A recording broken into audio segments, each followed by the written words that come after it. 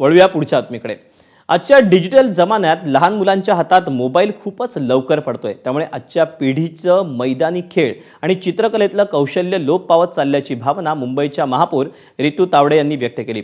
मुंबई महापालिकेच्या वतीनं यंदा 17व्या वर्षी माझी मुंबई या संकल्पनेवर आधारित जागतिक कीर्तीचे व्यंगचित्रकार शिवसेना प्रमुख बाळासाहेब ठाकरे बालचित्रकला स्पर्धेचं आयोजन करण्यात आलेलं होतं। घाटकोपरच्या आचार्य यात्रे मैदानात झालेल्या स्पर्धेत महापौर तावडे यांनी बालचित्रकाराच्या साथीनं स्वतःही चित्र काढून आपल्या बालपणीच्या आठवणींना उजाळा दिला।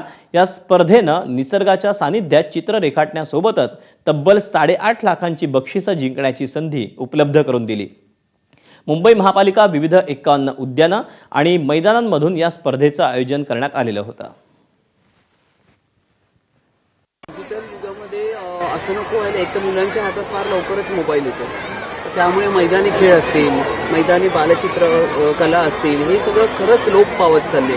पण आपल्या मुंबई महानगरपालिकेने हे कायम ठेवलेलं आहे, हे काही जाऊ दिलेलं नाही, म्हणून तर हे 17वं वर्ष आहे। तर हे जर आपण ओपन स्पेसमध्ये, हे आम्ही लहानपणी करत होतो, गवतावरती बसून 5-6 मैत्रिणी मिळून आम्ही लहानपणी आमच्या करत होता, तर हे पुन्हा आपण करतो ओपन स्पेसमध्ये, असं आकाशाखाली बसून त्या ठिकाणी एन्जॉय करता येतं, त्यांच्या मनातले विचार त्यांना व्यक्त करता येतात। आणि विषय तर आपण दिलेले आहे, पेपर दिला आहे, पेन दिला आहे, पेन्सिल दिली आहे, रंगाची पेटी पण दिली आहे, त्यामुळे मुलांनी खूप आनंद व्यक्त करतात।